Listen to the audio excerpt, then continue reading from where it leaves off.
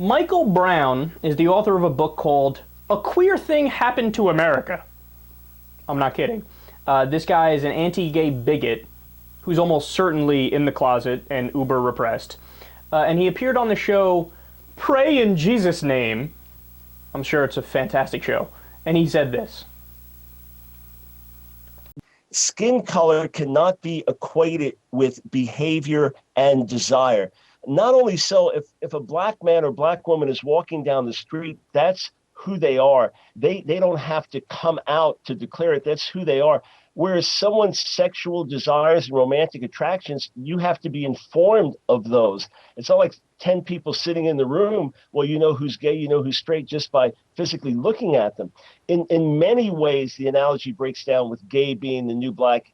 Despite what many gays have suffered in society, some beaten up, some even killed because of their sexual orientation that they profess, the fact is you can't compare that to the African slave trade and the horrible things that blacks suffered. And look, during the days of segregation, we didn't have people like Ellen DeGeneres, who were national celebrities, who were black and just loved by the whole nation.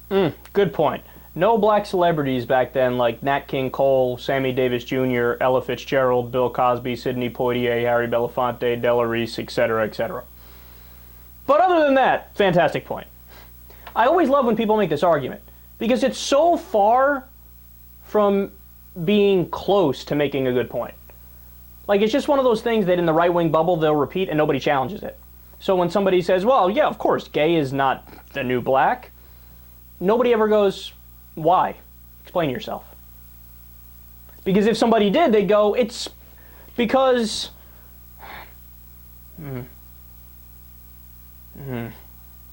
Yeah, I got nothing. Or they come up with silly reasons like what he said. Yeah, you know, blacks were slaves, gays were never slaves. Oh, okay, there you go. There's one thing. Anything else? No, you can't really come up with anything else, can you? Now, look, the reality of the situation is this. Black people historically have been horrifically discriminated against, openly so at times. There was slavery, then there was Jim Crow, then they were treated openly as second-class citizens. Then finally on the books they got rights, but there were still many inherent biases in the system, and still are to this day many inherent biases in the system. And whether you're African American or you're gay, these things are both not choices. You can't choose whether or not you're black. You can't choose whether or not you're gay. Don't believe me? Go talk to a gay person. Every single one of them will tell you, no, second I was aware of my sexuality, I knew I liked the same gender. I didn't choose it. What, I wanted to choose to be looked down upon by a lot of society? Why would I choose that?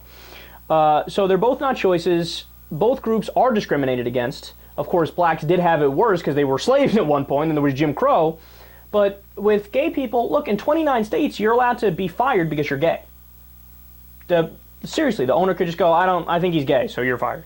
Or, I don't want you to sit at my diner and eat. We don't serve your kind, get out. I'm not kidding. 29 states you could do that in. They still don't have the same tax rights. They still don't have the same marriage rights. They're actually treated like second-class citizens. So, of course, it's very similar. And, of course, there's a struggle for rights that happens with both groups.